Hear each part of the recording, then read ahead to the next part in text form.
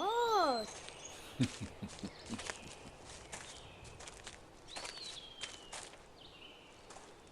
Oh.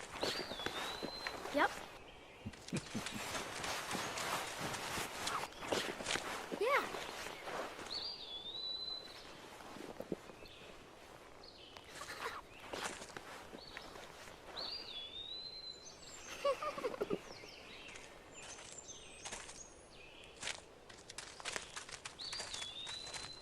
It's dangerous to run around here, boys.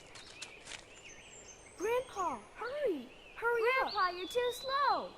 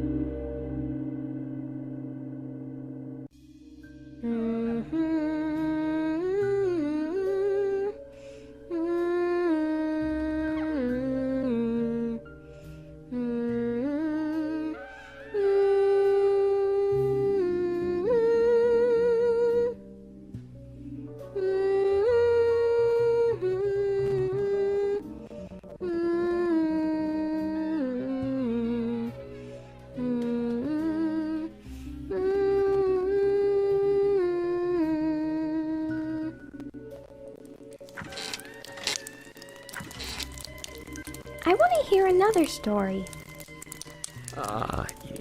Yes, of course. You've been waiting a long time for this, so how about a special one? This story is very strange and very nasty, but somewhat nostalgic. Do you think you can be a good girl and listen all the way to the end? Is it a scary story? It might be, but it's also a very important story.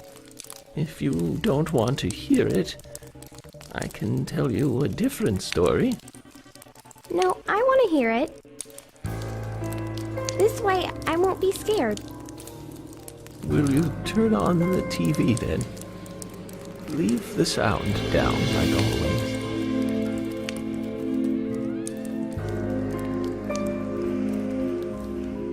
Now, listen. This is important. At times, we must purge things from this world because they should not exist.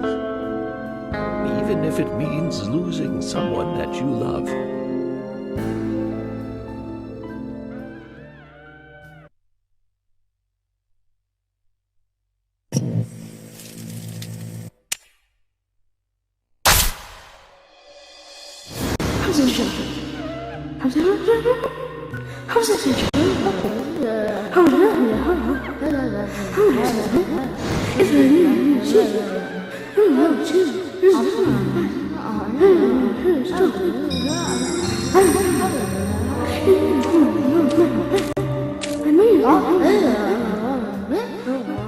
Could you wait just a little longer?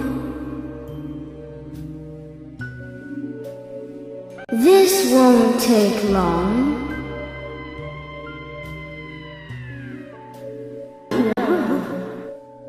Sorry to keep you waiting. It will start soon. It's about time to get started.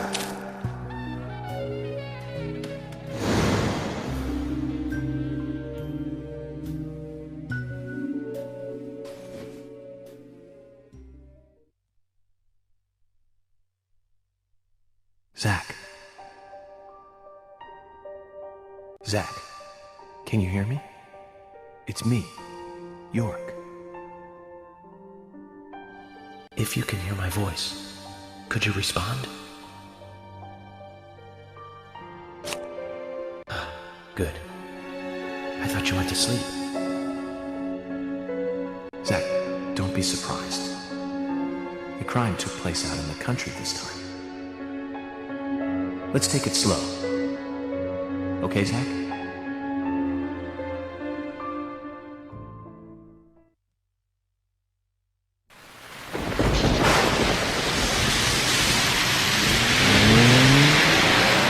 Sure, that's one way of looking at it, but it's totally wrong.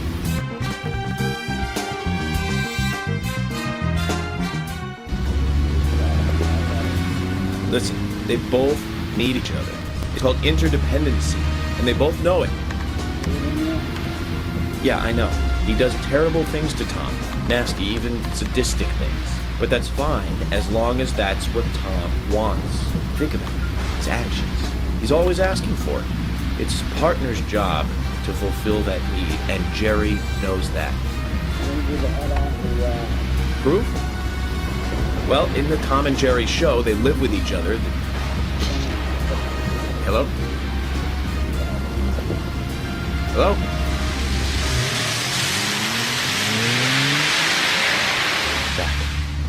I can't believe the Bureau still can't get me a satellite phone. These puppies are making me go to another town in the boondocks again. Well, I'll be a happy camper, even if it ends up being a waste of time. At the very least, it'll get me out of the cramped city for a while. Right, Zach? The perpetrator from the last case really was something. Who'd have thought there'd be razors laced into your nails? Crazy. Just crazy. Well, at least I now have a scar to show off. See this? I got this when I arrested the Catwoman wannabe. Women. They're crazy. Don't you agree, Zach?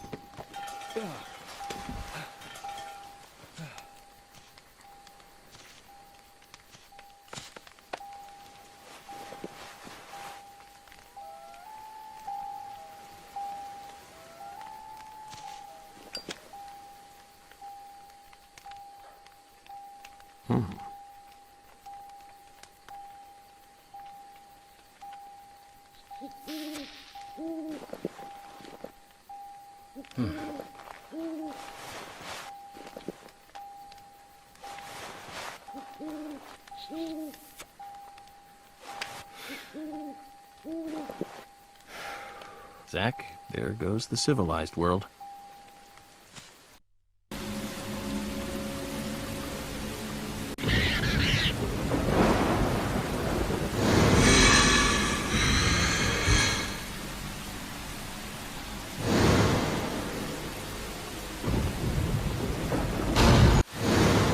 Looks like we're being welcomed. Zach, I'll let you handle the meet and greet.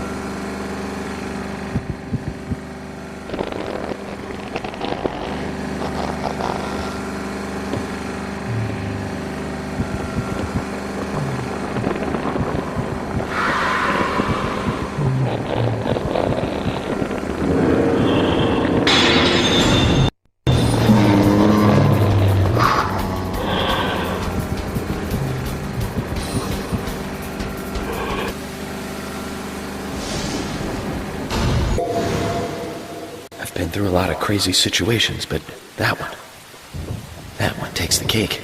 It's the first time I've been attacked so directly. Zach, can you give me a logical explanation about what that was?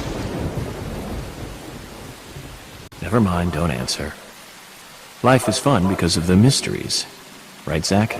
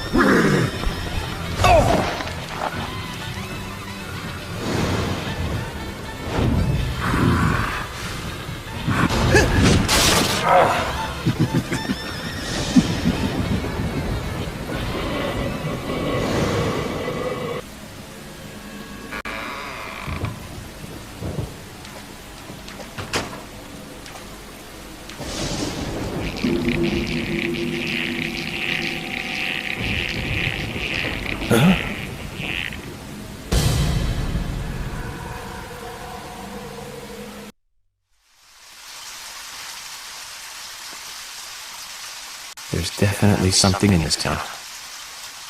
Do you feel it, Zach? My coffee warned me about it. Yesterday morning, the milk I poured in my coffee made a sign. It said, "Tomorrow you'll arrive in a place that will change your fate."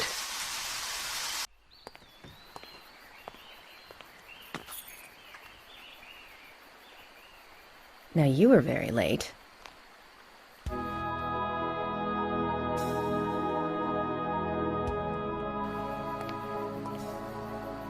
I didn't think you'd keep me waiting in the rain for so long. FBI Special Agent, Francis York Morgan. Please, just call me York. That's what everyone calls me. Agent York? Good, that's good. Are you the sheriff? No, I'm Deputy Sheriff Emily Wyatt. George, he's the sheriff. He went looking for you, actually. He should be back soon. I see. If you don't mind me asking, did you walk all the way here? My car broke down, that's all.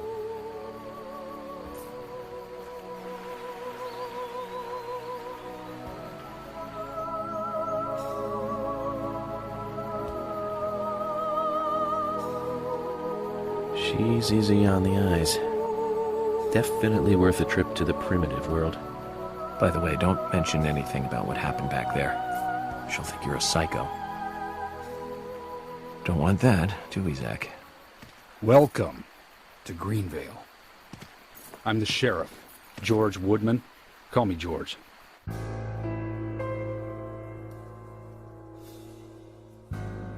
FBI Special Agent Francis York Morgan. Please, just call me York. That's what everyone calls me.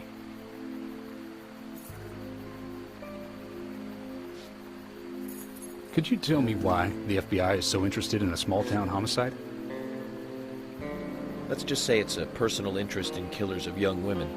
I'm always looking for new sample cases to help me with my profiling. Both our superiors have cleared this with each other. You can remain in command. You don't have a problem with this, do you? No. No problem. Just want to set things straight. Our small town has its share of problems. I'm the one fixing them one by one and maintaining peace and order. You can have your profiling sample, but I need you to understand that. Of course. Of course. By the way, George, I had a little accident with my car. Could you send someone to take care of it? Oh, and my clothes and luggage are still inside. All right. Don't worry. I'll get my assistant Thomas to take care of it. Do you need anything else? Thanks. That'll be all. Well then, I think I'll rest up first at the hotel. Then I'll join you on your investigation. Don't know how to say that. We really don't need your help. Unlike some of your corrupt city police officers, I play it by the book. I hope you'll come to appreciate that, Agent Morgan. And we'll handle the investigation. You just think of this as a vacation. Take it easy. Enjoy the nature here. You don't have to be a tree worshiper to appreciate the wildlife here.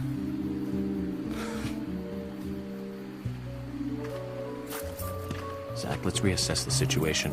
There are no cavemen here. We're as far forward as the Middle Ages. And we've just met the king.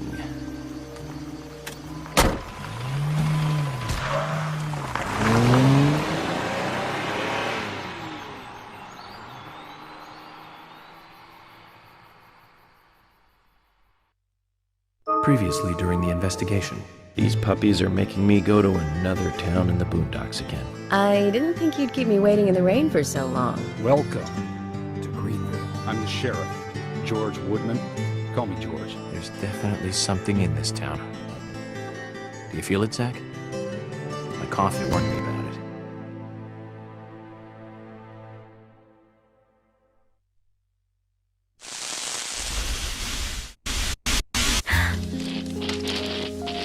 It's broken. I've been using that one for a long time. Why don't you get it repaired? This TV is important to you, right? It's got some memories attached to it, sure. I used to watch movies on this thing with your grandma all the time. Grandma liked movies? Of course she did. Everyone loves movies, right? I love movies too. I've never been to a movie theater though.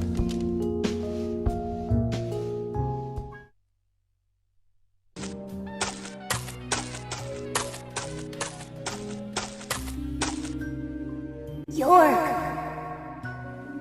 York!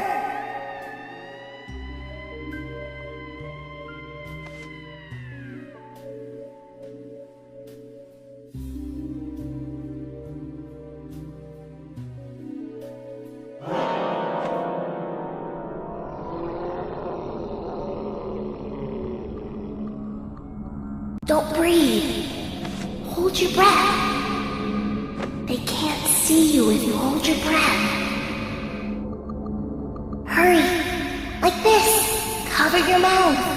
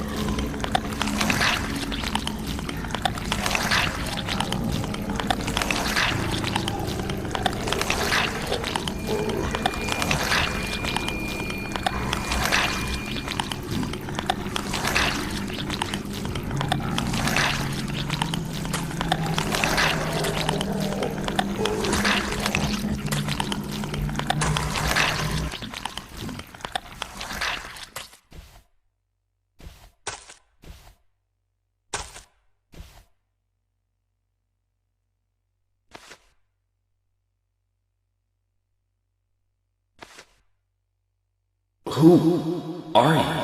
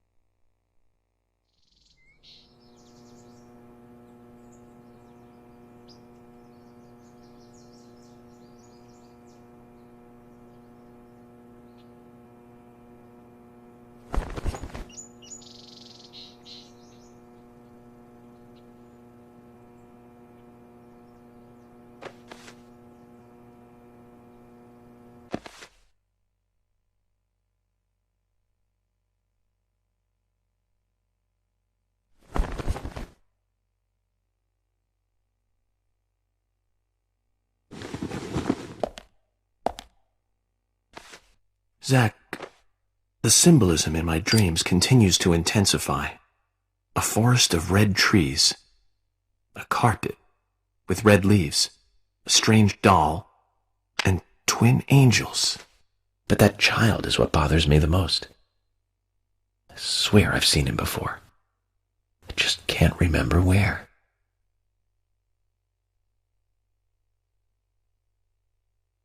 Well, it'll probably come back to me eventually.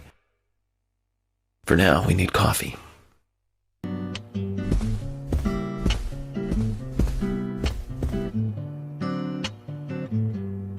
Good morning, Mr. Morgan. Your breakfast is ready for you.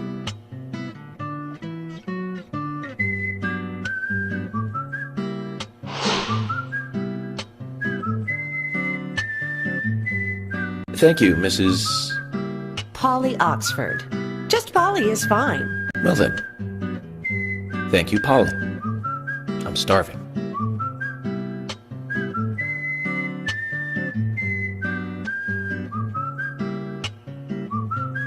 Is everything all right, Mr. Morgan? Yes, it's delicious, Polly. My compliments to the chef. I'm hoping my cooking will bring back repeat guests. Honestly, though, it's been a while since anyone has stayed here. I couldn't help but notice. Aside from you and me, there seems to be no other guests or workers around. What's that? The salt's in that white shaker there. Thank you. I was wondering if there were any other guests or workers here. Oh, no one else. My husband and I used to run this place, but he's in heaven now. You've been working here alone since then. Must be hard by yourself. Oh my, we're all out of pepper. I'm very sorry. It must be difficult to run a hotel by yourself. Well, yes, I suppose. I could just live on my pension. But I have to admit, running a hotel is kind of like a hobby of mine. That's nice. Polly, it might help to hear you better if you could sit a little closer. Oh my, Mr. Morgan, you're embarrassing me. So early in the day, too. I think I'm a little too old for you. And I still love my departed husband. May God rest his soul. I appreciate the invitation, but I'm fine over here. Polly, I can hardly hear you from all the way over there. You're exaggerating. This is fine. It won't do to be all clumped together with such a large table and cafeteria. We have to make use of all this space. Now tell me, that wound on your face, what happened? Let's just say I had some trouble during the last case I was working on. I'm sure it'll heal. It's just a flesh wound. Oh my, well, there's no need to be the tough guy here. I want you to be able to relax here. I've prepared a special room for you. A famous rock star once stayed in the same room, you know. Really? I feel honored. If you need anything at all, just let me know. I'll help you out in any way I can. Zach, the lady is offering to help. Do you want to ask her about the town? Say, Polly, what can you tell me about this town? Well, let me see. You might know this already, but the town is called Greenvale. It rains here quite often, but it's a nice place, surrounded with nature. It was a big and prospering lumber town until not so long ago. We used to have a population of over 6,000 people. Less than a tenth of them left now. This hotel was built back then. We saw plenty of guests in those days. That's why this place is so big for such a small community. I have so many fond memories from back then. I suppose the clock on the community center is quite famous too. The clock? Oh yes, it's lovely. It rings in the morning and at night to let the whole town know the time. You'll hear it many times during your stay. It's a beautiful sound. And you'll love it too, I think. I look forward to hearing it then. Anything else you'd like to know about? Yes, actually, Polly. Could you tell me about the shops around here? Shops? Well, there aren't many. It is a small town, after all. You can do most of your shopping at the Milk Barn convenience store. The couple who run it are a unique pair. I'm sure you'll get to like them. The A&G Diner is a great place to eat. They might be open even if my kitchen is closed. If you want to go to a bar, there are two. The Galaxy of Terror and the Sweary 65. I don't care much for either of them. Bars are for the younger folk. We also have a gas stand, of course, the art gallery, and even a gunsmith. You should be able to find what you need. Thank you, Polly. Well, Mr. Morgan, I'd better start cleaning up. You just take it easy. I'll bring your coffee out in a moment. Thank you, Polly. I have to warn you, though, I am very particular about my coffee.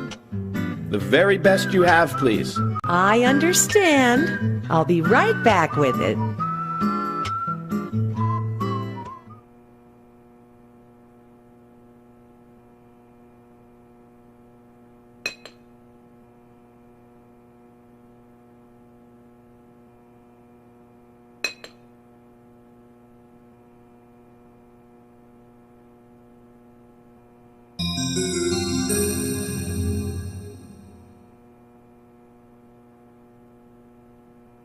Did you see that, Zach? Clear as a crisp spring morning. F.K. in the coffee. I knew I could count on it. Never fails.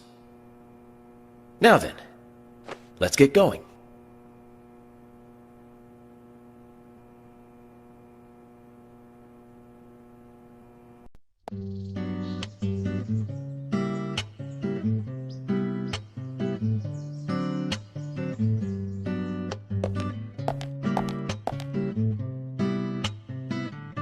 A police car.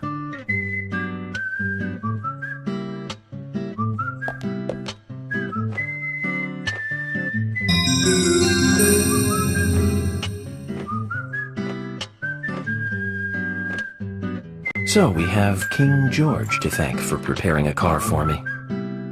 A pleasant surprise, eh, Zach? Let's take it for a spin.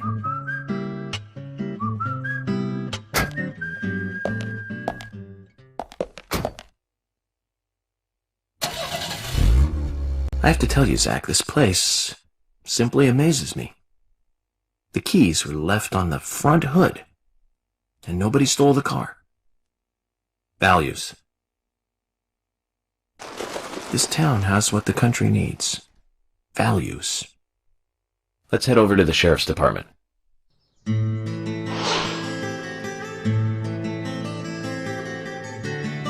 That's one fine building for such a small town. The exterior woodwork is spectacular. Don't you agree, Zach?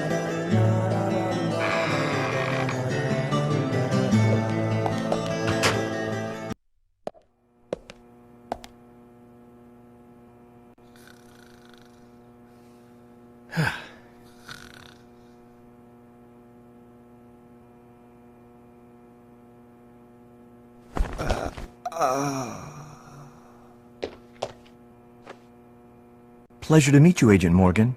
We've been expecting you. I'm Thomas McLean, the sheriff's assistant.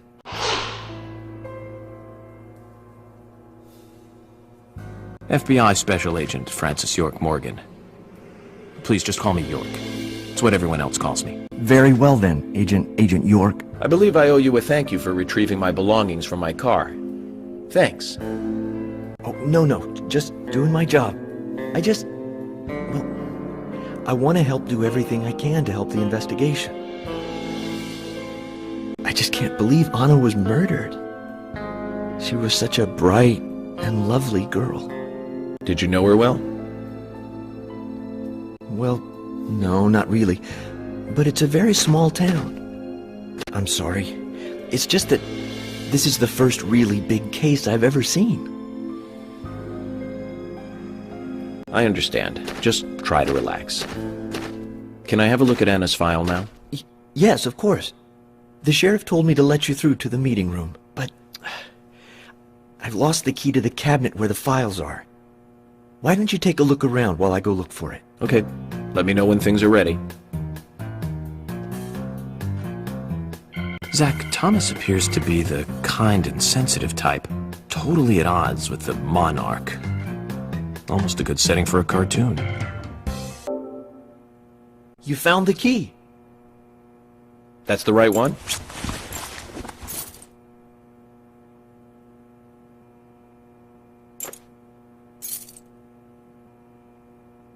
Yes, a southern flying squirrel. Thank you so much. I'll bring the files right in, so please go to the meeting room. Okay, I'll be waiting for you. Well, Zach, we just got here, and we've cracked a big case already.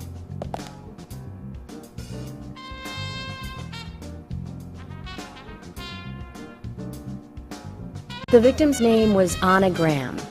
Age 18, she just recently graduated from high school this year. Her dream was to move out to the city and become a model. But for the time being, she was working in the A&G diner here in town. She lived with her mother, Sally. Anna's father died in an accident in the lumber mill when she was a child.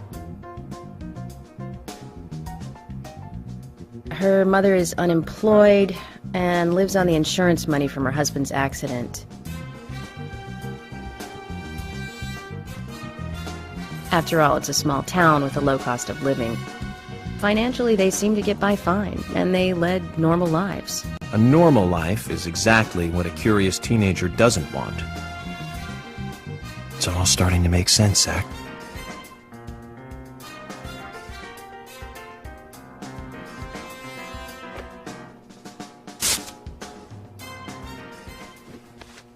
City folk, huh? No, I take that back. All of them can't be as bad as him, and some should have better manners. Huh. This is a good biscuit. I've never tasted a biscuit this delicious. Where in town can I get these? Well, actually, I baked them myself. That's amazing. What are you doing in law enforcement? I'm very particular about biscuits, I'll have you know. The balance of milk and butter you've achieved here. Oh, my. Agent Morgan, the autopsy's ready. You are welcome to accompany me to the Greenvale General Hospital. Emily, you come too. Thomas, stay here and tidy up these files. Yes, sir. We're going to use the car outside. Let's get going. You might think this is just a small-town police investigation, but our inspections are thorough and solid. I'm hoping you won't slow us down.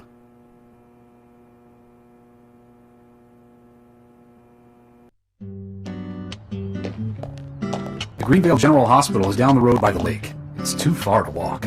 Come on, get in the car. If I'm riding in a car, George, I prefer to be the driver. Can you provide a car for me? What are you talking about? You don't even know how to get there. Which is another good reason for me to drive, George. I need to learn my way around town. Oh, man. Very well. Then I'll ride with you. I want to keep an eye on you. Fair enough. Just one thing, Agent Morgan. Your involvement in this case is limited. That means you don't have to learn your way around town.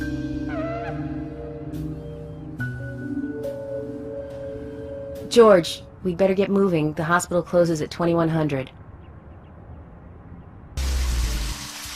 Agent Morgan, get us there quickly, but drive within the speed limit. Just because you have a badge doesn't mean you can drive like a maniac. George, what are you, his mother? We just need to get the autopsy results. Agent York isn't accustomed to the town yet. Give him a little slack.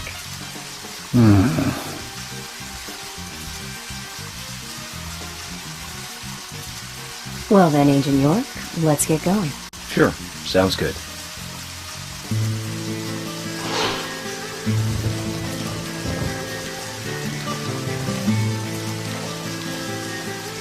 That's a pretty big hospital. I guess they wanted to be ready for town-wide food poisoning? No, it's another leftover from the town's prosperous slumber days. Hard to imagine now, though, isn't it? My mother always talked about how energetic this town used to be. Almost like a gold rush, she used to say. Impressive. But the hotter the fever, the faster it cools. And so now there's hardly anyone left to use this place. It pains me to watch my hometown lose so many citizens. Beyond your understanding, I'm sure. Yes, I'm sorry to say that it is. Indeed. And that's why this case is our problem. There really isn't any need for you to get too involved.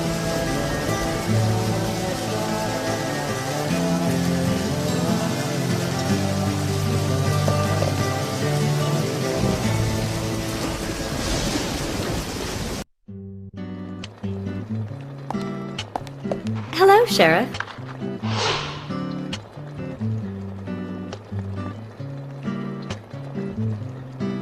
Hi there, Fiona.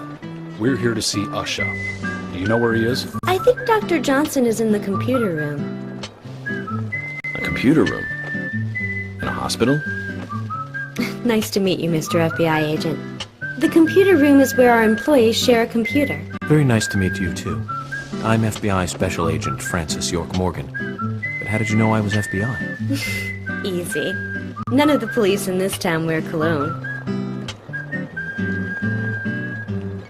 Besides, that scar on your face is the biggest rumor in town. Rumors get exaggerated as they spread, even in the countryside. What's that you're reading, if I may ask?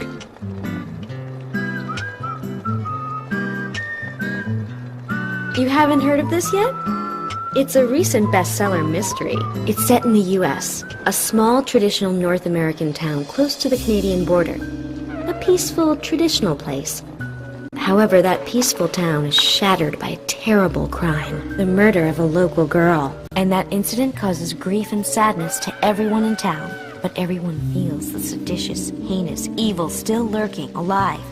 Yes, much like the situation right now here in Greenvale. Fiona, don't say that. Sorry, I shouldn't have said that. With Anna dead and all. Don't worry. Books are written to entertain, and it's good you're enjoying it. What we're faced with here is a terrible crime committed in a real world. Much different from that of a novel. So there's no need to apologize. Thank you, Agent York. We couldn't find him. Fiona needs to check her information. No, I don't think so. Does the doctor like playing games by any chance? What do you mean? There's a message on the computer, and a card key already set in place. The king passes the rook and meets the bishop. The knight takes a pawn along for the queen. What does that all mean? It's a simple puzzle. Zach, let's take him up on his challenge. You can do this, right?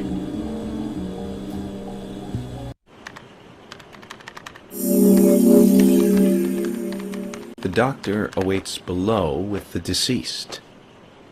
Another code? But there's nowhere to insert a password. More games. I'm going to get Fiona to call Usha up here right now.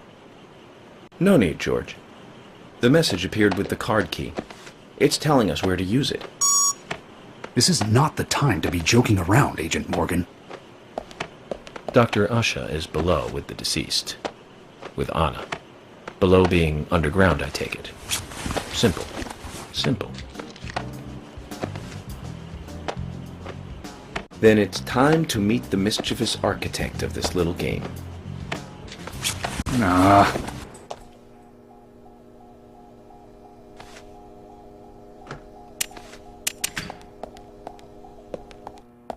Usha, sorry to keep you waiting. Ah, you made it. Let's get started, shall we?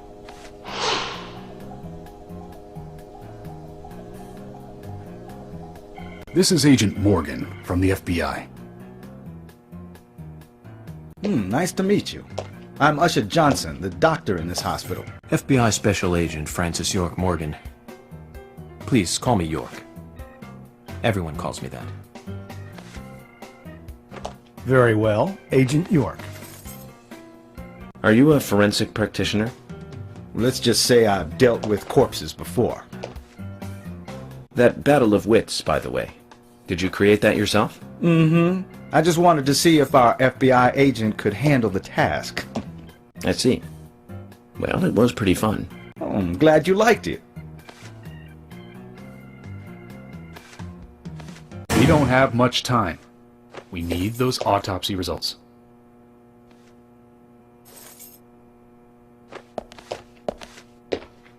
Next time, try challenging us without obstructing an investigation. You've angered the monarch.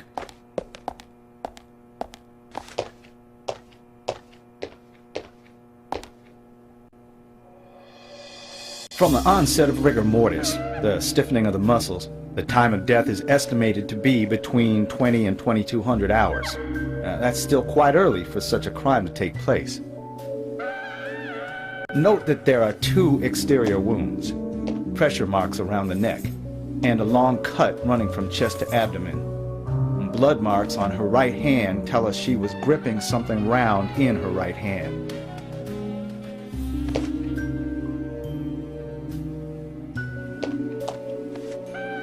Her skull is also fractured, but that is unrelated to the cause of death.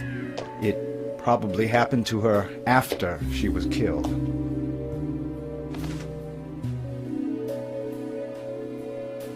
Now, I first thought death by suffocation, due to the marks on her neck. But after further investigation, I now have a different conclusion. The direct cause of death was loss of blood from the wound.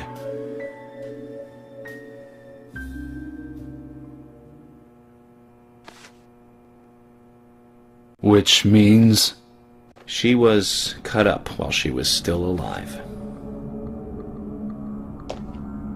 Yes, a sharp knife was used.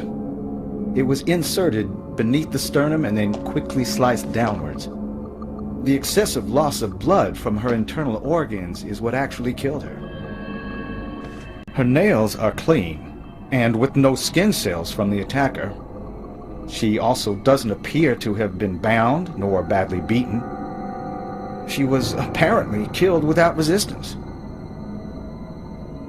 The most tragic thing, however, was that she was unable to speak her story to anyone who could hear her cries.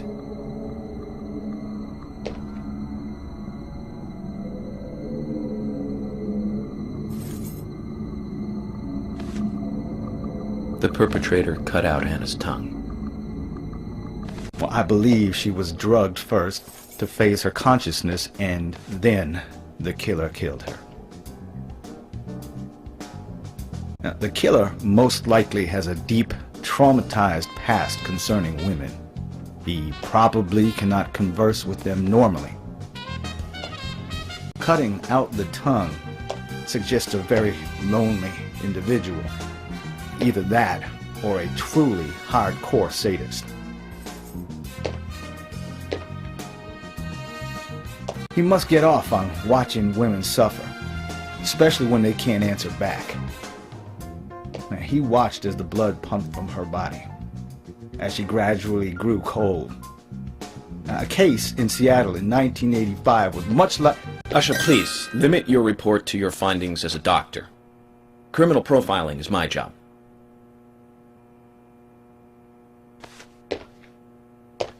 You're wrong, also. Anna died fully, deeply, painfully aware of what was happening to her. But, Tell me, what time did it stop raining on the night Anna was killed? Just before I went to bed, right after the movie on TV ended, so around 1 a.m. What movie was it? An American Werewolf in London. Directed by John Landis, 1981. So the rain stopped, accompanied by the ending song, Blue Moon. George, would you mind if I examined Anna myself? What more do you hope to find? I'm sure I mentioned that I have a personal interest in cases like these.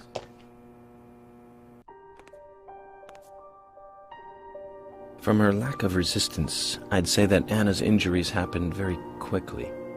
Unable to speak, she was then left to cry herself to death. Zach, it's all starting to come together. The perpetrator stayed with her for at least 2 hours until it stopped raining. At the estimated time of her death, it was still raining, but you can still see tear marks on her cheeks. That means she was killed under a roof somewhere. She was then carried into the woods after it stopped raining. There's one other thing. Her tongue was removed with a very blunt knife. In fact, it's more likely it was simply chopped off. Asha, are you a passionate man? Well, not particularly, but I am man enough should the moment call for it. George, how about you? I'm very passionate, yes. Especially when it comes to women. But I don't see what that has to do with anything. George, the perpetrator is just like you. He's passionate about women. He's a passionate kisser. This was a kiss of death. The perpetrator bit off Anna's tongue. We'll never get a dental print from a wound like this. But this is still a big lead.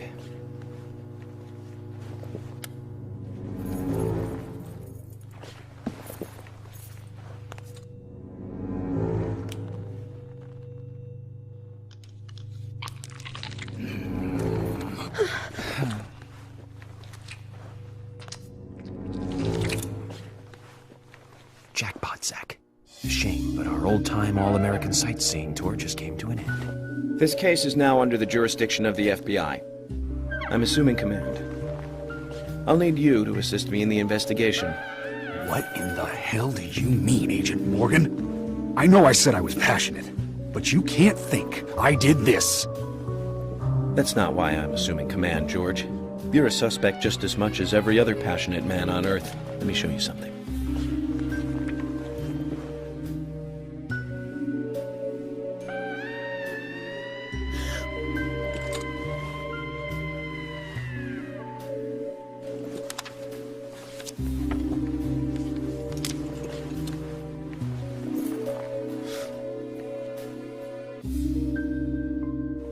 There you go. Amazing, huh? I'm sure you have a lot of questions, but most of the details are top secret. George, Emily, we should be going. No need to stay here any longer. Okay. I have to sign the release. Just give me a moment. Very well. I'll go on ahead. I can't take it any longer down here.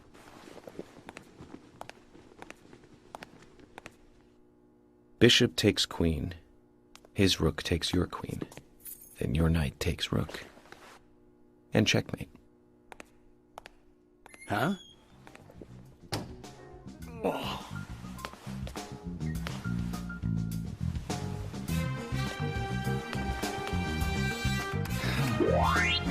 My first victory in the Grandmaster ranking.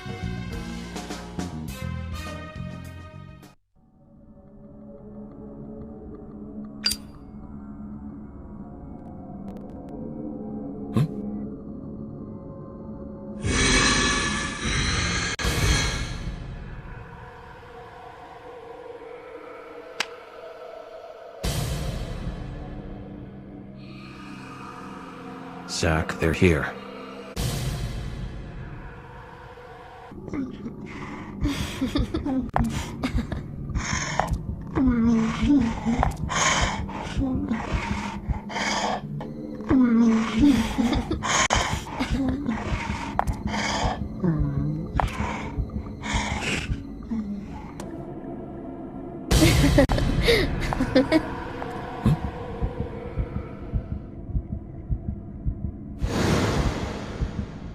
Here! Over here!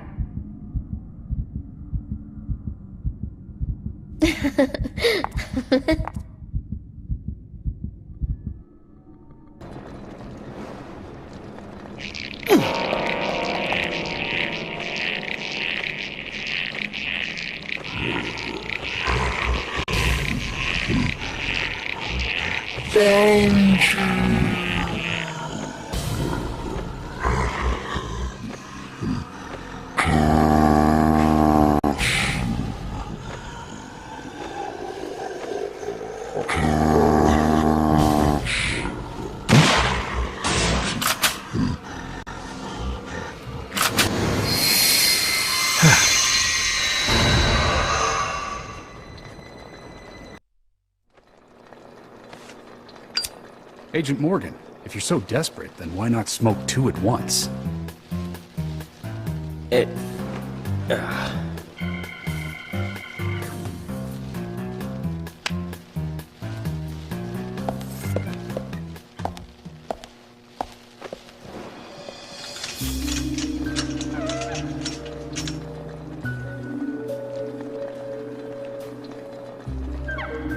Who's that old man?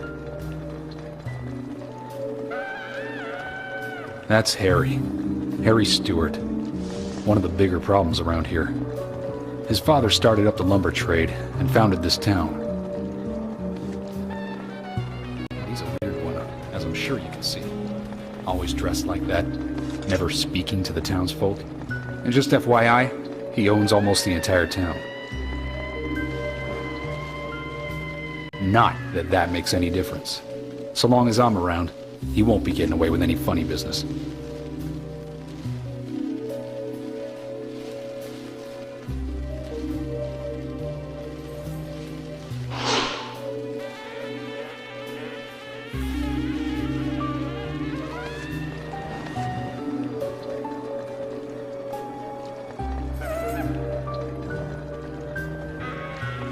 Mr. Francis York Morgan, haste won't lead you to what you seek. Keep your eyes focused on your footing as we speak. So says Mr. Stewart.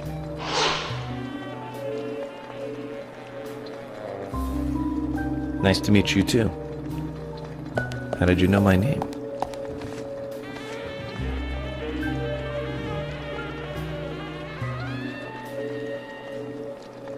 Mr. Francis York Morgan, information desires you, just as you desire information too.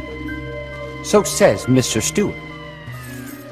Harry, stop trying to get in our way. Keep this up, and even you'll have to answer to the law.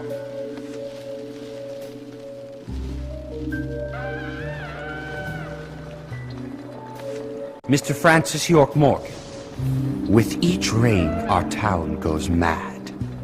To our disdain, unpreventable. So sad. So says Mr. Stewart. Thanks for the warning. Then we shall depart, Mr. Francis York Morgan.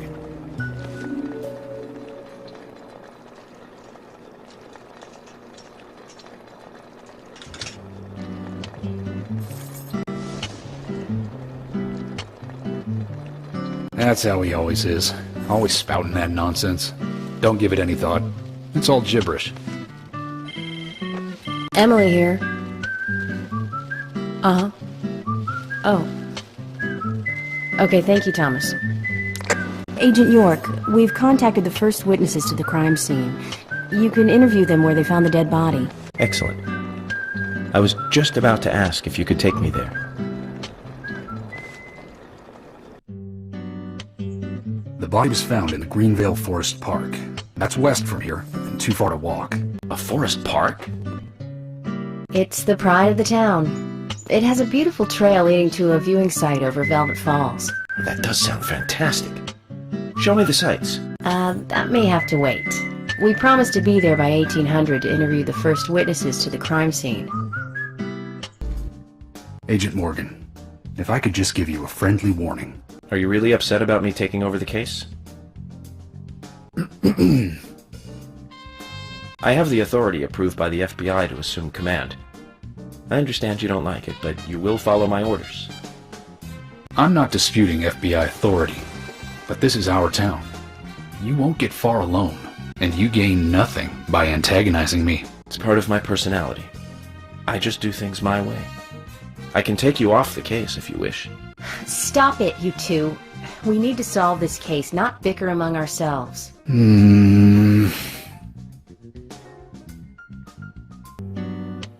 Fantastic cooking, Thomas. Thank you. Good, wholesome cooking like this in the workplace every day. George, you've got the good life here. I've been cooking here every day since I started. Only natural that I'd improve. How about your cooking, Emily? Oh, her cooking is pretty good. But it isn't for two-legged animals.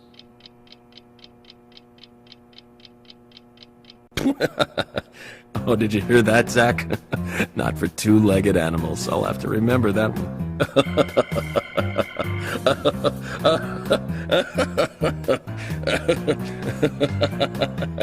Okay. Finish up. We need to meet the twins over at the forest park. That's right. Agent Morgan, that's enough for today. Stop your giggling and let's get back on track. Yes, of course.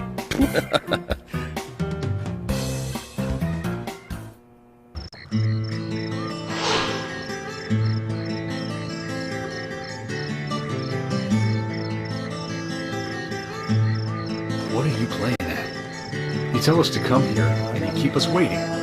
Is this the way the FBI treats their own people? Hello, George. I just had some things I had to do. You really are pushing it, you know that? I'm sorry if I upset you, but it was important stuff. To me, at least. That isn't the issue here. We are in the middle of a homicide investigation. He's not listening, George.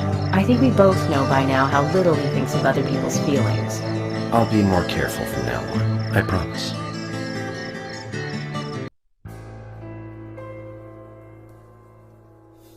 I'm FBI Special Agent Francis York Morgan.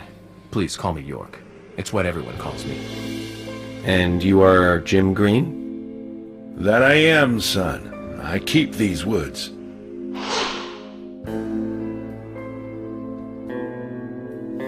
Well, you're doing a fine job. Well, I used to be a tree surgeon. And these two discovered the body? Yes, my grandchildren, Isaac and Isaiah.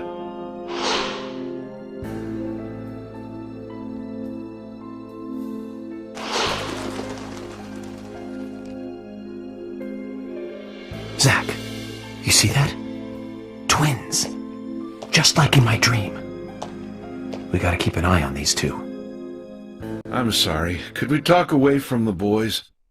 I want to help your investigation, but I don't want them to hear this. Very well. Emily, please. I'll just take them over there then. Thank you. Hold on. Don't do anything without asking me. These children were the first to witness the crime scene. I want to talk to them. Come on, they're just kids. They have no idea what really happened to Anna. That doesn't matter. You agree with me, right, Zach? How heartless. Do you ever think of other people's feelings, ever? Emily's right. That's stone cold, even for the sake of investigation. Children see things in pure, simple terms. They may have seen something we adults would never spot, and they are here at our request as well. We could at least chat with them and see if they want to make a statement. Are you serious? I never joke about matters like this. Oh my God. Don't worry. They aren't as fragile as you think. Look at them, standing so upright there. Most useful information, boys. Well, Emily, you can take them now.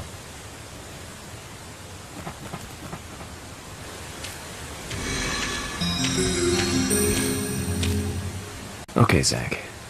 This is where Anna's body was. And that means our unsub, our unknown subject, was here too. So, what happened here?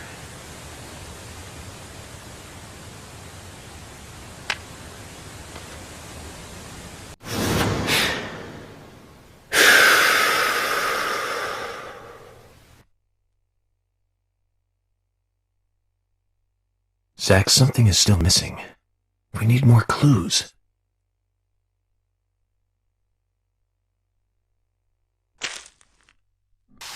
As you requested, we have permission to stay and look around as needed. But what are you planning on doing? To examine the scene, of course. Basic Crime Investigation 101. We might uncover some further evidence. My men have covered this already. I seriously doubt that there is anything else to find. Well, then you and Emily can wait in the car if that's the case. But I'll take my time here.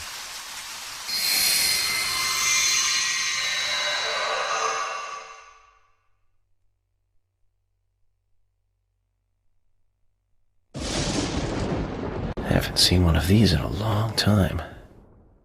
It's upside down. I guess this is meant to be an anti-peace sentiment then. These holes on the ground were made by high stiletto heels all around here. And this depression Here? Agent Morgan? I see what happened here. He hung her from the tree and put on her shoes. He was really enjoying it. Sicko. And he knelt down. And disgusting.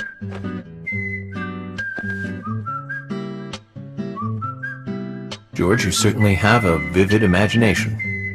An interesting theory. Don't you think, Zach? What was his name again? That Hollywood producer. That's right. Joel.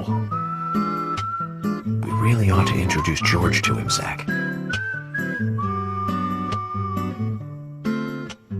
Profiling is a little different from writing a screenplay, though.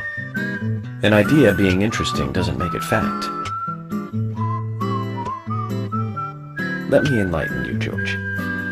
The footprints reveal that one of the heels were missing from the shoes. And they're different from Anna's shoes that we saw at the office. Furthermore, there would be even more disgusting evidence if he did kneel and, well, do as you suggested. If you want proof, go ahead and try it for yourself. He knelt here for a reason other than simple perversion.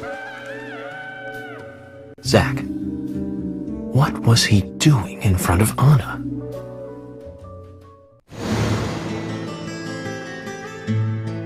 Now I get it.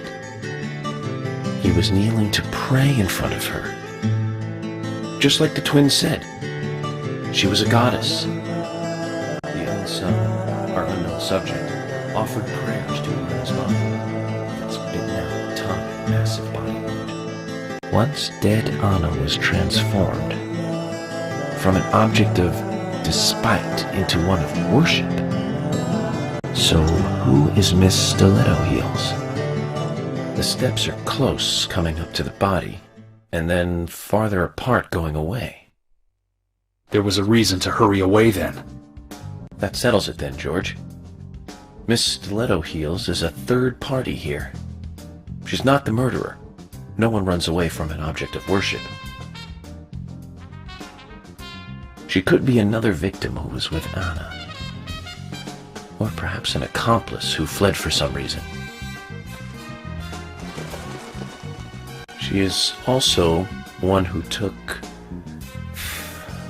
whatever it was Anna was holding on to in her hand.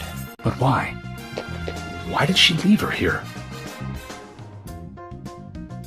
Only Miss Stiletto Heels knows the reason for that.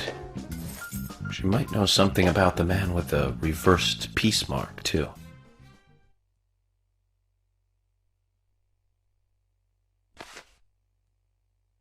How many women wear high stiletto heels in this town, do you think? Oh, I should think most of them have at least one pair. I do too, before you ask. But nobody would come all the way out here wearing them, except maybe one person. Don't keep me in the dark, then. Who might this elegant lady be?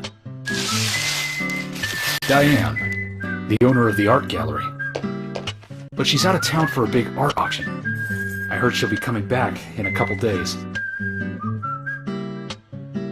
Then we'll just have to give her a warm welcome home. A more immediate matter, then. Where in town can you find something like this? It should be a building that isn't used anymore, with either a lot of metal or metal machinery or something like that. The old lumber mill. Then it's time to really get this show on the road. Could you guide me to this perfect setting for extravagant murder?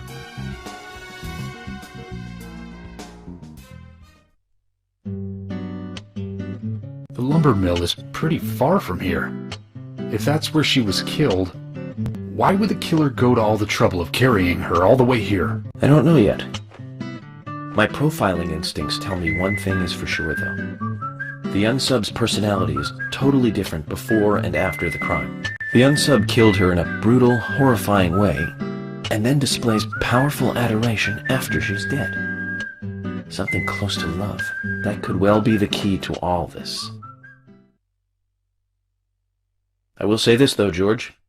Profiling is a risky business. Of course, if the unsub planted those stiletto footprints himself, well then, everything I've just said falls apart. But there's no evidence that he left those stiletto footprints. I'm sure we have Miss Stiletto Heels to thank for those tracks.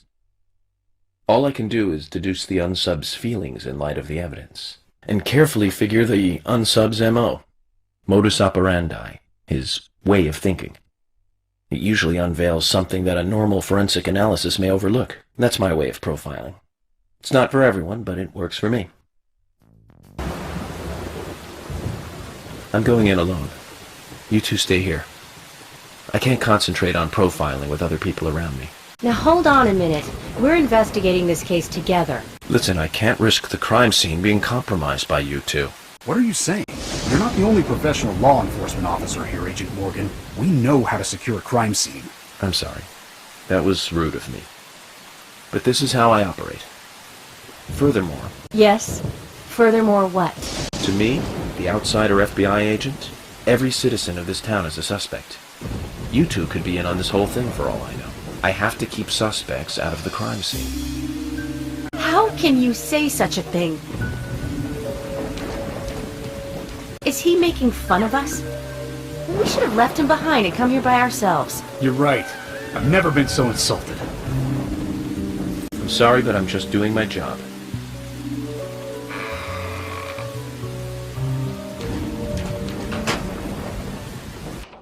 Did you hear that, Zach? If they're pros, then we should let every first-person shooter gamer out there join the SWAT team.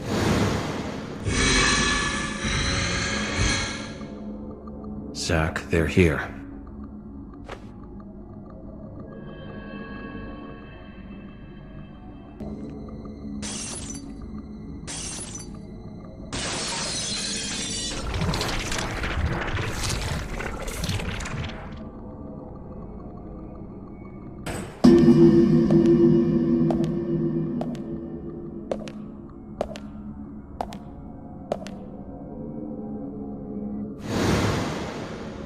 Just as I thought, Zach. This is where Anna was killed.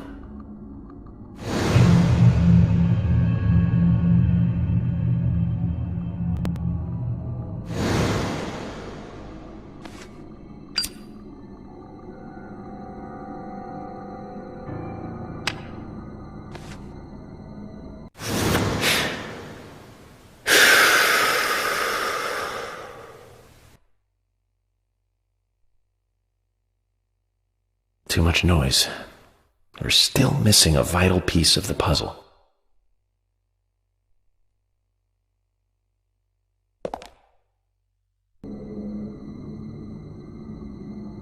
Zach, it's almost like an altar. Was the murder some kind of ritual?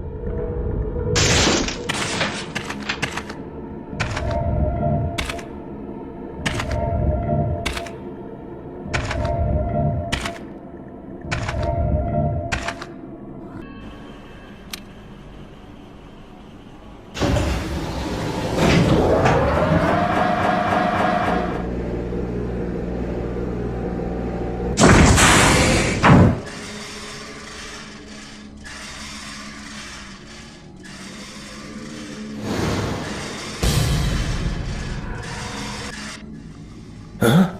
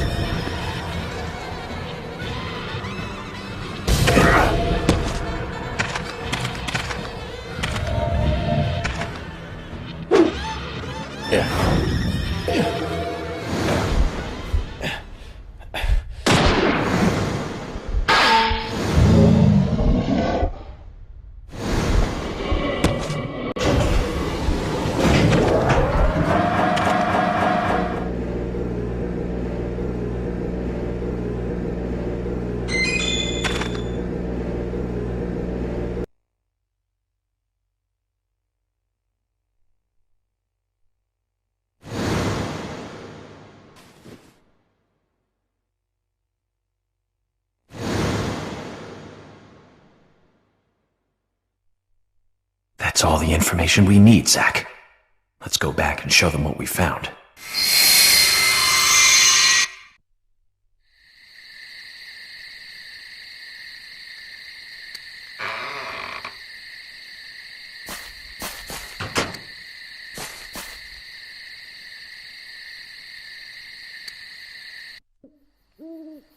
Have you seen any of these things before? No, not that I know of. But that raincoat is a little odd. Odd? In a town where it rains so much? Well, the people here rarely go out in the rain. I moved here during high school, and I never really understood why. Can you shed some light on this, George? Oh, well, there's an old story, folklore. It's a fairy tale, to me. Something about a killer in a raincoat who appears on rainy nights. A vicious killer in a bright red raincoat. Yeah, that was it. Just a foolish piece of superstition. A rubbish story someone made up. Not many people still believe it, but I guess it's a traditional place. Most of the shops still close up when it rains. School's out, too. And since there's no reason to go out, not many people ever wear raincoats. And now the raincoat killer has leapt out from his picture book. Oh, by the way, would you two kindly show me your backs? Our backs? Is this related to the case? The person with the upside-down peace mark in that photo we found. He's our killer. And what makes you so sure about that? Zach and I saw him kill Anna in the lumber mill. He killed her. Right in there. Oh, one thing. Please don't ask me about Zach. That's a private matter. Anyway, by showing me your backs, we can clear up most of my concerns about you. Isn't that for the best? You do want to remove yourselves from the suspect list. It will make things a lot easier. This is insane. Your methods are rude, insulting, and out of the question. And Emily is a female officer. Forcing her to show you her back is harassment. I don't care if you are FBI or not. You are out of line.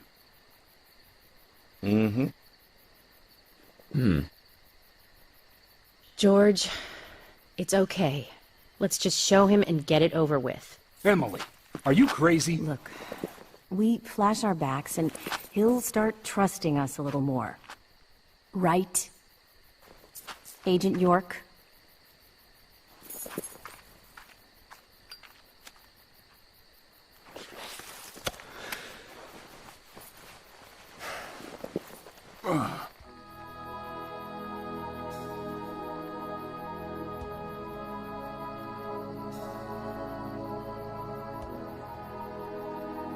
Are you satisfied now?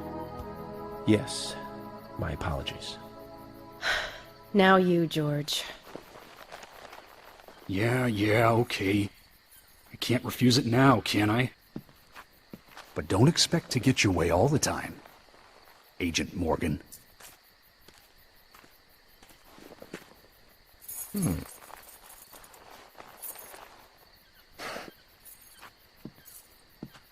Huh? George!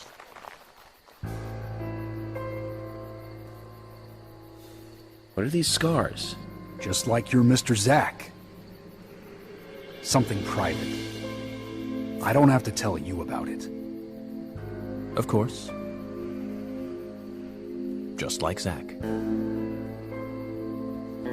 We can understand that, right, Zach? Anyway, this will make things a lot easier from now on. I'm glad to say you're both pretty much off the hook. Thank you for your cooperation. If anyone is suspicious around here, it's him. He's the most suspicious. No, I don't think so. But he certainly is the most irritating. We've studied the crime scene. You know what we have to do next, Zach. George, can we arrange to have the townfolk gather in one place? There are some things I want to address with the townfolk. Very well. I'll arrange to have as many as possible gather in the community center tomorrow. Thank you, George.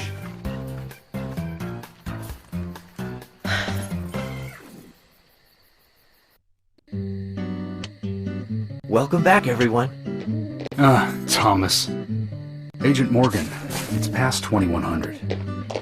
Let's meet up again at the community center tomorrow. I haven't been sleeping much since this all started, to be honest. I'm exhausted. I was just about to suggest the same thing. I'll make arrangements for people to gather between 1500 and 1700. I'll try and get as many people as I can to come, so don't be late, okay? Don't be late. I'll be there. The community center's on the south side. I've marked it on your map. Thanks, Thomas. Well then, see you tomorrow.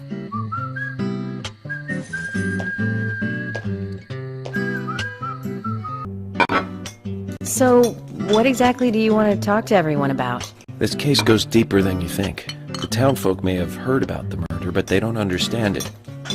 It's a very dangerous situation, and I need to warn them properly. I hope most of them are decent enough to come. No problem there.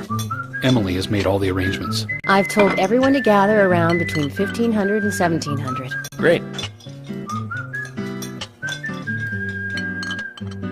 Reminds me of a film I saw recently. A town is under attack by aliens, and so the mayor calls all citizens to the town hall to warn them. However, seeing this, the aliens attack the hall and wipe them all out together. Is that relevant, Agent York? The way they kill is fantastic. They used a combination of balloons and meat sauce for exploding heads. Those aliens start firing their death rays and heads start popping, like splat. Really quite something.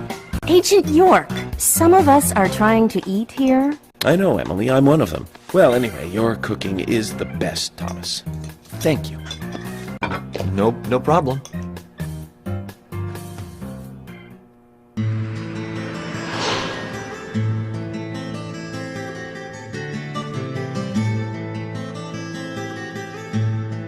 Greenvale Community Center. Now that's an impressive building. Clock tower is impressive too.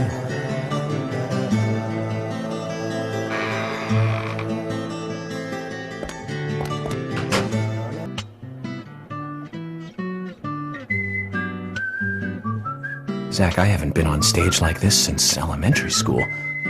I'm not some tree in the wind this time either. That was a tough role. That was a piece of scenery. Bright red tree. Thank you all for coming today. Getting right down to business.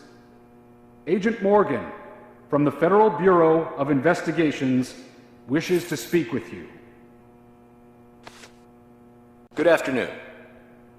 I'm Special Agent Francis York Morgan. Some of you are already aware by now of the tragic murder of Anna Graham. Truly a heinous, terrible crime. I've come to this town to solve the murder of this young, beautiful girl, and to bring the one responsible to justice.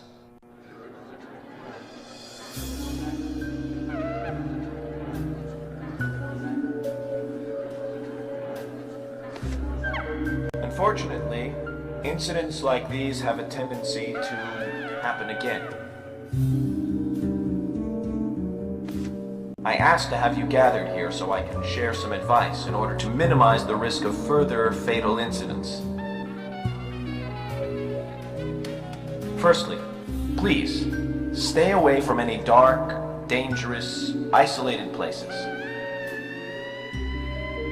Those of you with children, especially of Anna's age, please, guide your children away from such places at all costs. Secondly, avoid going out when it is raining. Now, I've heard the folklore story of the raincoat killer. There is a chance that the murderer is mimicking the story. Women should also be especially careful. I would hate to see more victims.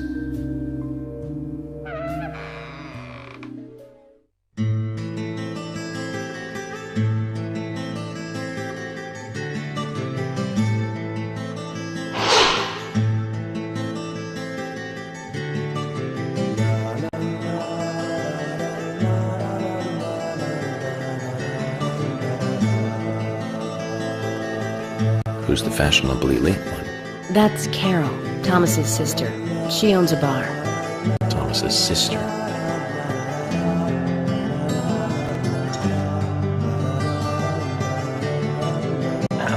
Excuse me. So, as I have said, avoid going outside when it is raining. Young women should be especially careful. Report anything or anyone suspicious immediately. The murderer will be caught and brought to justice. But you must all remain on guard until we do so. That's all I have to say. Thank you.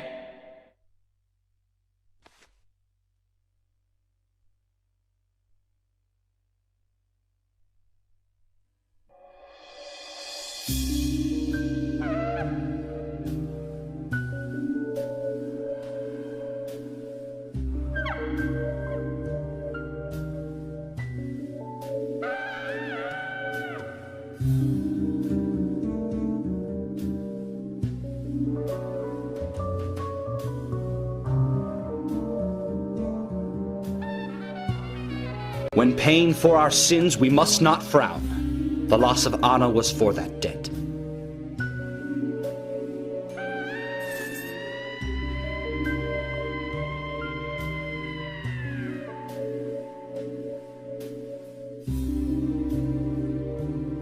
When purple fog covers our town, we'll all wander in hell, I fret. So says Mr. Stewart.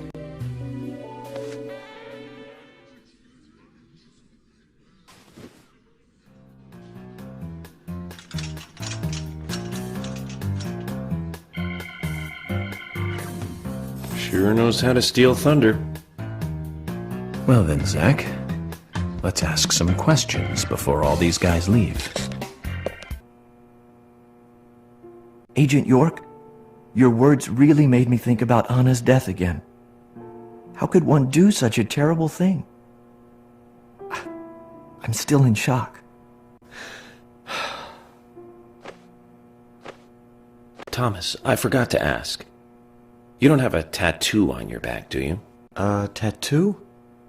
I do, actually. But why? Could you show it to me, please? What? Now? Here? Yes, please. This is vital for our investigation.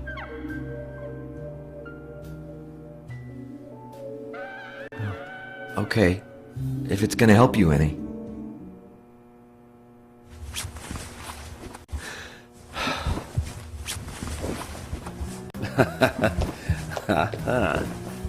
Well, I'm wondering who G is now, but aside from that... Did it tell you anything? It told me that you didn't kill Anna. Of course not. What are you saying?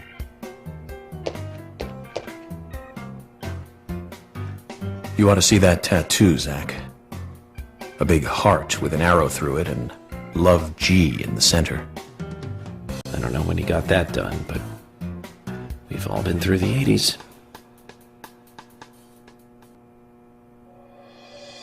Quite a performance. Mysterious and very poetic. But I don't think many of your audience appreciated it.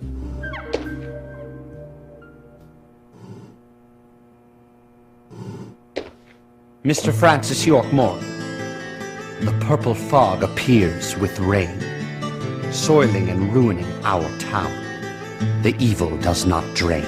Find out why the town is soiled. Remove the source from which it boiled. Then and only then your case is solved. But for this to happen, to solve the crime, the proper must do the proper at the proper time. It is not yet mine, that is, Mr. Stewart's time, not mine. But if you, Mr. York, find the right timing to chat with me, that is, with Mr. Stewart, may that be. Informative and fruitful, you will see. So says Mr. Stewart. So, Harry, you know something. But there's some reason why you can't tell me yet. Is that what you're trying to say? Cut the poetic rubbish, Harry, and tell us what you know. We could force you to talk, you know.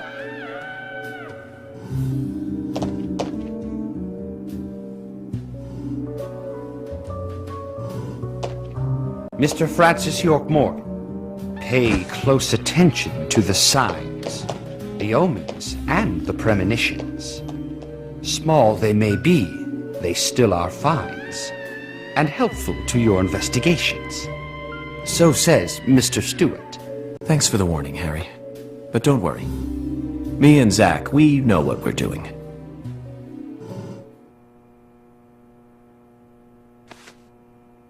Good evening, Agent.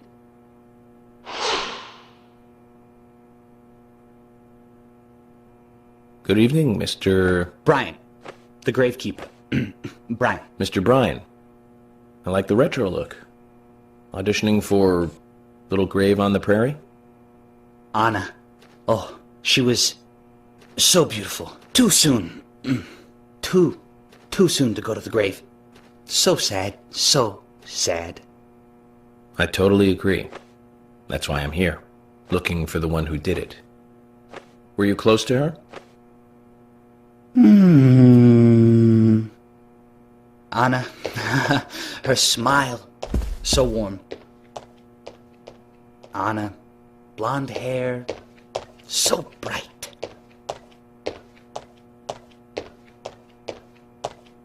There's a graveyard somewhere in town, Zach.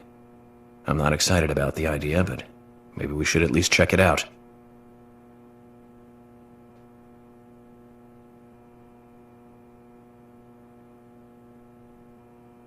I'm FBI Special Agent Francis York Morgan.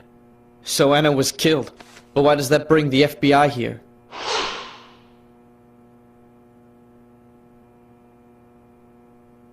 I have an interest in murder cases involving young women. Well, you know, man, this might just be another case to you, but it means the death of a friend to me. I don't want you taking this lightly like it's just another case. I never take anything of this nature lightly, I assure you.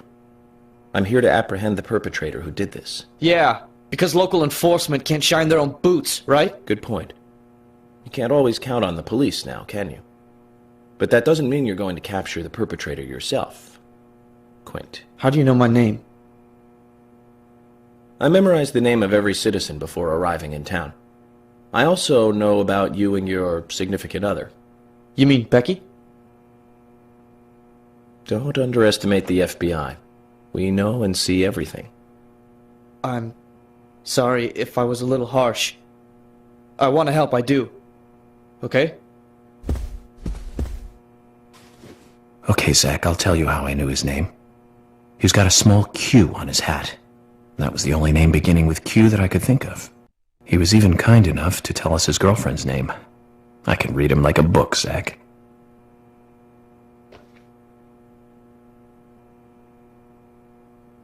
You're York, right? I'm Richard Dunn, the owner of the Darts Bar, Swery 65.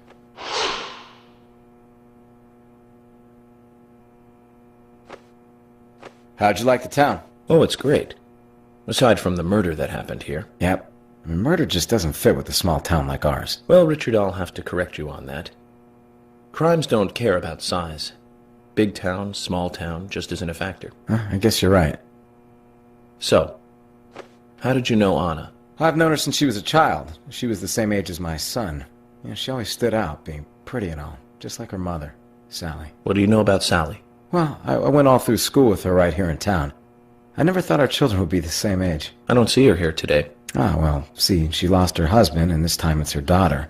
She's at home right now, trying to make peace with it all. You seem to know a lot. How long have you been in love with her? Hey, don't go there.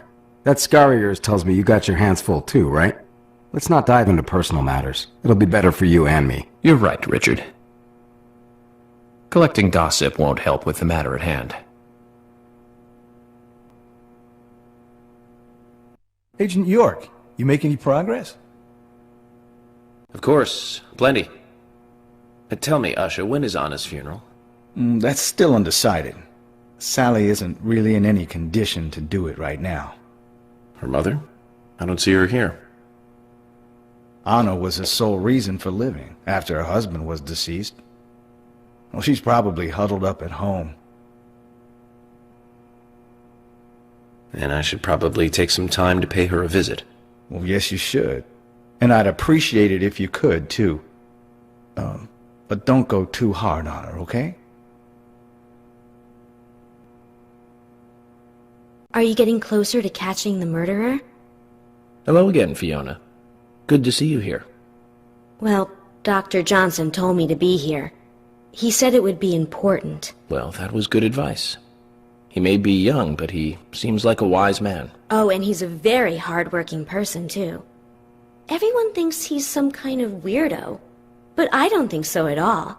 People don't understand why he's in the autopsy room all day, but I do. He's doing research to make the world a better place in the future. You know, he already made a fortune in LA with his career. I did not know that. You didn't? Oh, the doctor is a very rich man. He has a really big house over by the lake. Amazing, Zach. He must be loaded. Rich and young. A perfect combination. But you don't get that feeling from him at all, do you? He doesn't show it. That's one of the things I like best about him. Well, I could have been fooled if it weren't for you. Thanks for the valuable information, Fiona.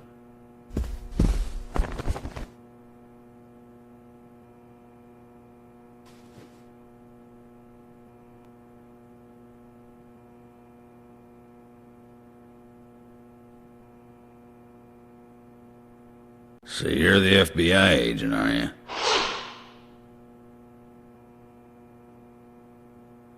I'm FBI Special Agent Francis York Morgan. I'm the general. I fought for my country in the Vietnam War. A real-life war hero. So why are you living here?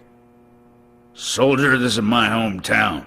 After a man returns from war, there's no place to go other than his hometown. Your little speech, you mentioned the raincoat killer. Was that a problem? You imbecile. The raincoat killer's no myth, not mere folklore, not a fairy tale. It's based on actual events that happened in this town. It is. I'm interested.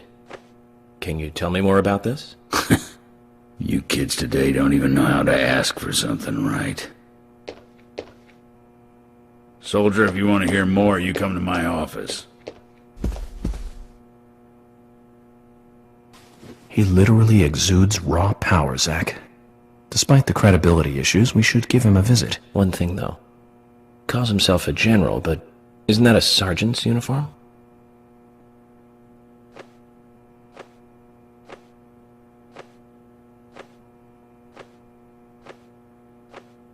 I'm U.S. Special Agent Francis York Morgan. I presume you are the owner of the diner that Anna worked at? That's right.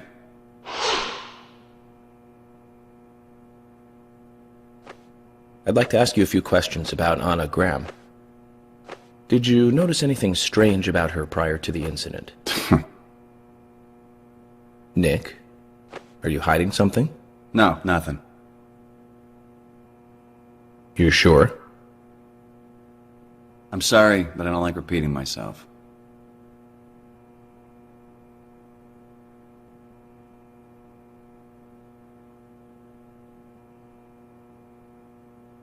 I'm U.S. Special Agent Francis York Morgan. And you are? Olivia, Nick's wife.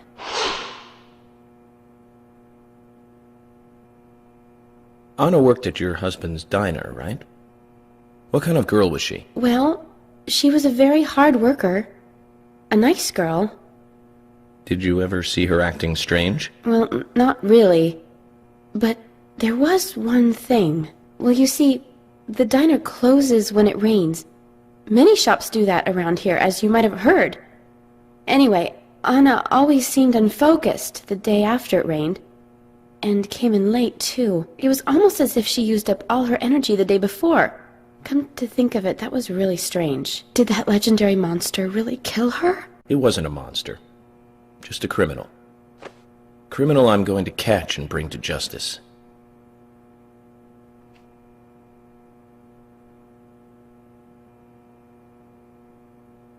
I'm FBI Special Agent Francis York Morgan. Please, call me York. Wesley, owner of the gun store called Panda Bear. People around here call me the gunsmith.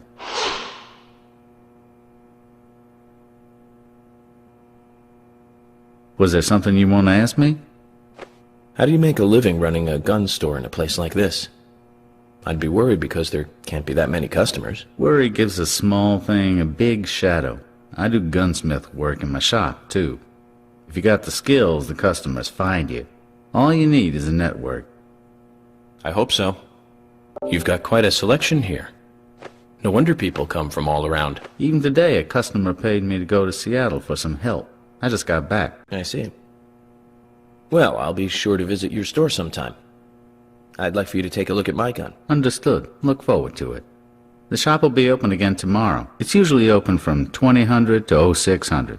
See you then.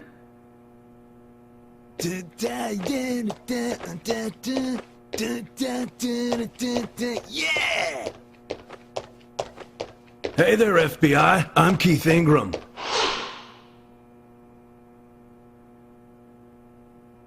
FBI Special Agent Francis York Morgan.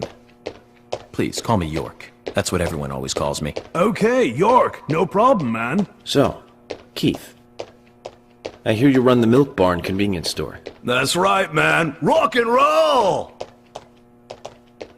Do you sell raincoats there by any chance? Yeah, but nobody ever buys them, though. Anyone who wears one of them, I say, just ain't a rocker. But you know, that scar of yours, now that scar rocks! This scar rocks? Now that's a new one. I'll drop by your store soon, and let's talk then. Yeah, cool, man! Rock on, FBI!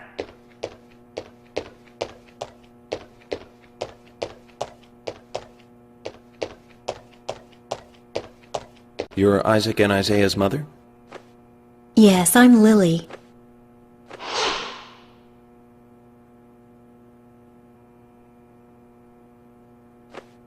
I'm FBI Special Agent... Agent York, right? You are good. The handsome special agent from the big city. The facial scar trademark. The way you introduce yourself. Everyone's talking about you. Well, I can't say much about the scar. But the way I introduce myself, Zach and I consider it a kind of ritual of sorts. Everyone has their own rituals. It's like always leaving the house left foot first. It's one of those things. You certainly are a funny one. So, have you noticed anything strange or out of place recently? Well, Becky's been taking a couple of days off from work, but aside from that, I heard she was in shock after the murder. But... You think there's something else? Well, I took the boys along to see her today. She's always so kind to them, and they love seeing her too. But she took in the boys and told me to wait outside. Something about a special secret between just the three of them. I just couldn't understand it. Now that's interesting. Thank you, Lily. Perhaps we should give Becky a visit tomorrow, Zach. Mr. Morgan, you're quite an impressive public speaker. Really? Thank you, Polly. You reminded me a little of a play I saw when I was younger. What kind of play? I'm talking about back when this place was still called the Mercury Theater. When I was young, I used to come here often with my husband. God rest his soul. We'd come on the weekend to see the latest play. He'd always pretend to be uninterested, but I could tell he was excited inside. He was just one of those kind of guys, really, thinking about it now. Really, Polly? So what's your favorite play? Oh, well, I like so many. There was one in particular, but I can't recall the name anymore. Oh, it was a very famous one, too. Something by Shakespeare? Oh,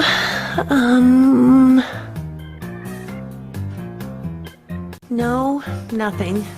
One more bell that doesn't ring anymore. I've always been forgetful about the plays we used to see anyway.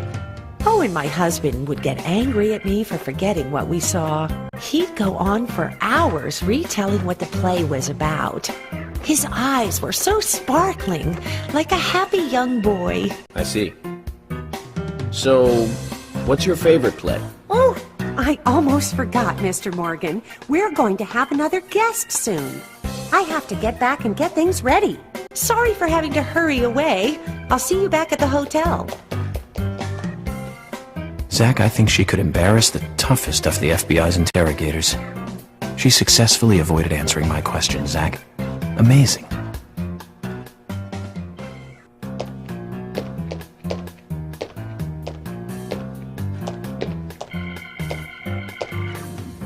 Oh my pot is getting cold.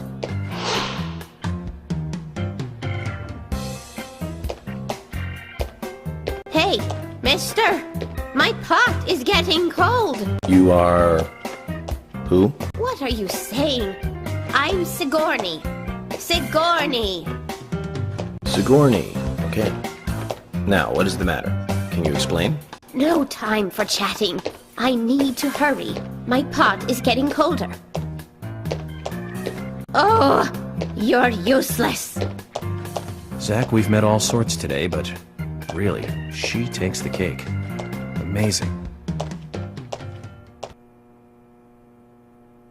Jim, thanks for your help in the forest. How are Isaac and Isaiah? They're fine. They really seem to love their grandpa. Well, I guess they do, son. I want to keep them away from the filth of the material world as much as I can. Their mother agrees, which is why she lets me take care of them so often. And that's why I want you to solve this case quickly and go home. Those rumors about that scar of yours do more damage than good around here. I guess I reek of the material world, don't I? I have to, in order to do my job. But I understand what you mean. I'd think the same if I was born in a place like this, Zach.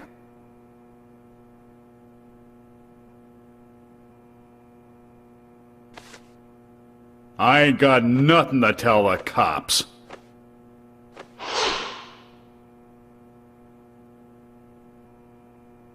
What about the FBI? Shut up! At least give me your name. I'm Jack. They call me Raging Bull. That's a manly nickname. If you want info, it'll cost you. I only talk to Ben Franklin. You know, first impressions are important. I can detain you for a few days, and maybe you'll become more fun to meet. Zach, this is a waste of time. Let's go.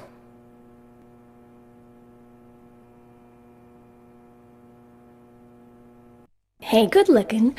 Nice speech.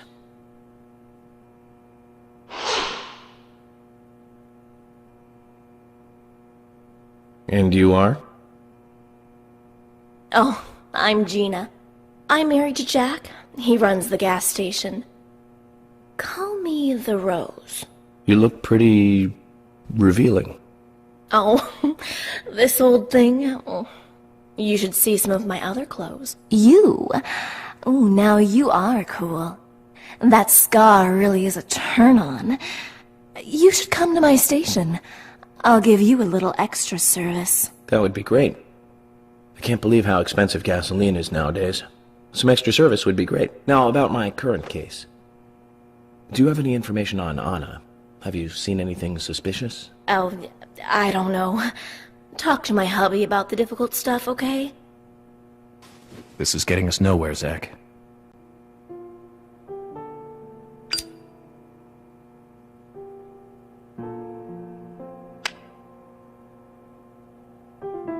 Anna was an airhead. What do you mean? Are you saying she was killed because she was an airhead? Or are you saying that she was an airhead for being killed? I'm sure she's still an airhead, even in heaven. She changed her hair every day. If she lost a pound, she'd be ecstatic. Gain one, and she'd almost be in tears. She broke many, many plates every day at the diner, and she'd always have a smile on her face.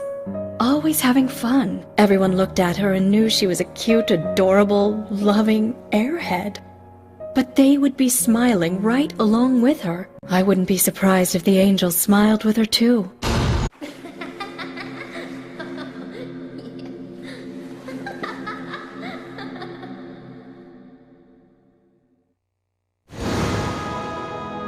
Isaac and Isaiah said that Anna was a fairy of the forest. A goddess.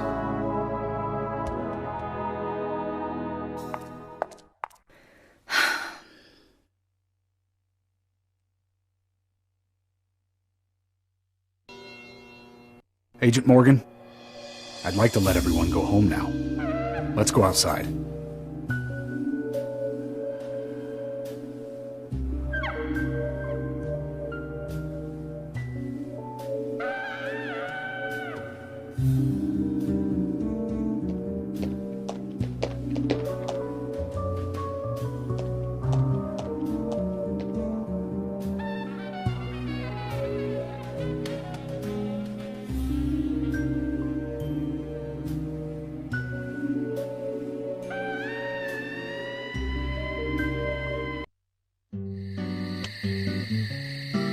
Well then, Agent York, do you have any plans for this evening? I was going to head back to the hotel and go over my notes. I need to contact HQ and give a progress report, too. Okay, then let's call it a day here. Sounds good. Contact my office when you finish your report. We'll pick you up tomorrow morning. Diane, the owner of the art gallery, should be back soon. All right, then. Let's do that. Hold on, Agent York. We're going out to eat at Nick's Diner. Would you like to come with us? The diner? That might be nice. Thomas is a great cook, but Nick is the real deal. No visit to Greenvale is complete without eating at the A&G. A very appealing proposition. Zach, what do you think? We can always go back to the hotel after eating dinner. Or go directly back to the hotel. You decide, Zach. Mm-hmm.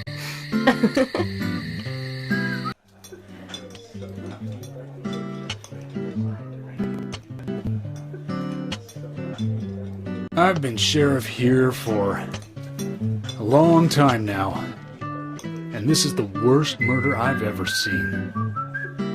Our town is a little odd in some ways, but it's usually a peaceful place. We had our fair share of cases, but just the regular stuff. A high school kid shoplifting from the milk barn, maybe? Or some hot-headed kids fighting, fueled on liquor? Nothing more than that. Agent York, what kind of cases have you dealt with in the past? Not much different from those you've just mentioned. The case I was on until last month, well, the guy killed 7 girls in a 3-month period. He sawed their heads off from the neck and took them back to his house. He cleaned the skulls up and used them as utensils in his daily life, to eat from or as a urine cup. He hated women. That was his way of dealing with it. He'd fill skulls with ice, cola, and rum, then he'd down it in one gulp. For him, that was a holy ritual. The question of his mental state was the pivotal point in the court case. Oh, man. For me, he was insane. 100%. Drinking from the skulls, well, that is one thing, but those he had used to relieve himself, he would then just use them to drink from, too. Yeah, that was too much for me. It's just not sanitary. Not sanitary. That's probably not the problem for most of us. What else? Ah, yes. An ingenious law school student raped over 800 victims. That was a nasty one. Thank you, Agent York. Now, let's talk about something else. You don't want to hear anymore? That's a shame, isn't it, Zach?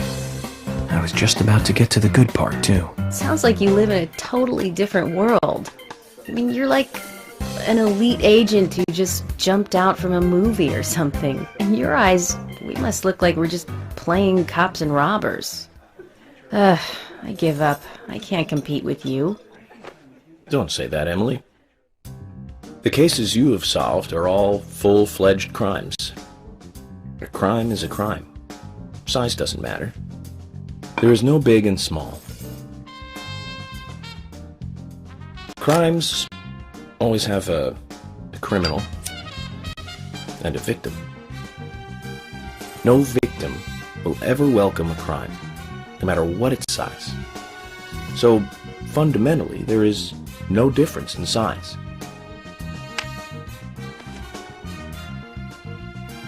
Well said, Agent Morgan.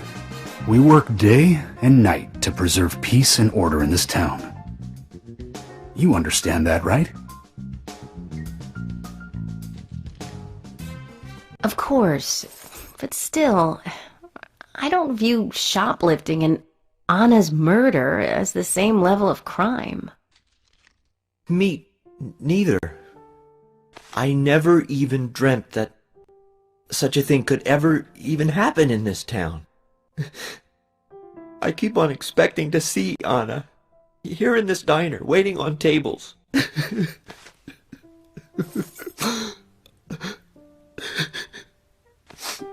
Excuse us, Agent Morgan. We should have made dinner a more uplifting experience. Let's call it a night. Okay. Good night, then.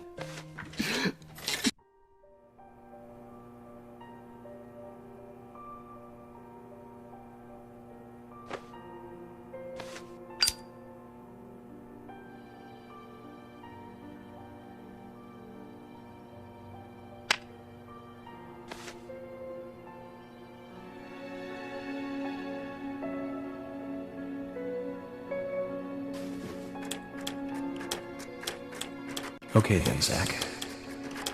Let's go back over our progress. First, the victim, Anna's death. She was found hanging from a tree in the forest. She was cut open with a knife from her chest down to her stomach. That was the direct cause of death. The strangulation marks and skull fracture were caused after death. Her tongue was also bit off, and I found something inside her mouth. Do you remember what that was, Zach?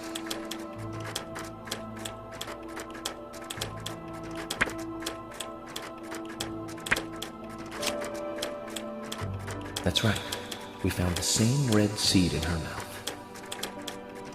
According to Emily, it was raining when Anna was killed, but traces of tears were still evident on her face. Which means the perpetrator killed Anna under a roof in the lumber mill, and then carried her body into the woods after it stopped raining. We found numerous important pieces of evidence at the site of the crime. A total of 4 things. Knee prints in the grass, a wood chip with metal dust, a photo of a man with a tattoo on his back, and one other thing. Do you remember what that was, Zach?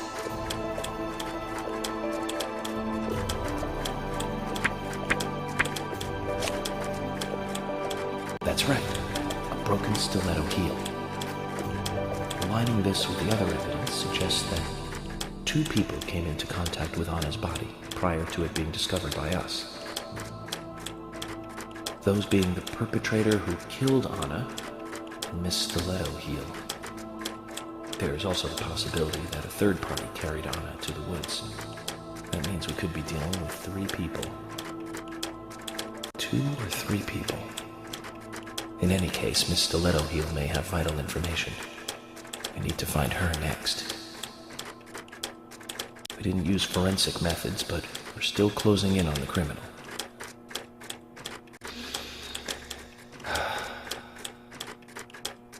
Have I forgotten anything? Ah, of course.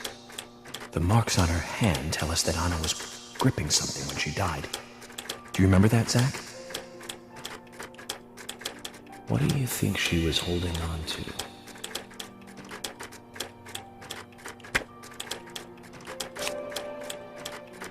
That's right. A round object. The marks on her hand suggest a peace mark. The man in the photo found in the woods had a tattoo of an upside-down peace mark on his back. These 2 could well be related. But we don't know for sure. Next, the townfolk. A few are worthy of special attention. Carol McLean, the singer and bar owner. She's Thomas's sister. Then there's Nick Cormack, the owner of the diner. Both of them seem to be hiding something. There's Diane, the owner of the art gallery, who's out of town. Then we have problematic, old, rich, and eccentric Harry. Both will be tough to crack. Well, we just have to go one by one.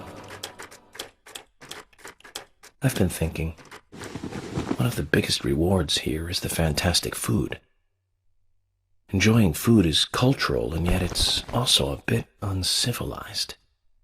It's interesting how good food motivates me to work harder during investigations. Oh, and on Emily's back, it was strange to me. Hey, don't take that the wrong way, Zach. I wasn't getting all excited or anything. But it did make me feel strange. Nostalgic and sad almost. It's starting to rain. I think this case may take a while.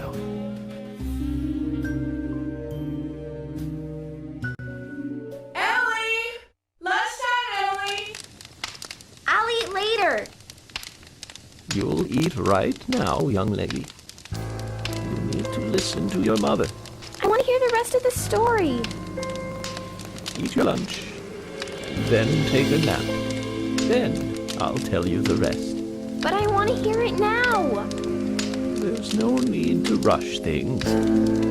You must live your life at the pace that is right for you.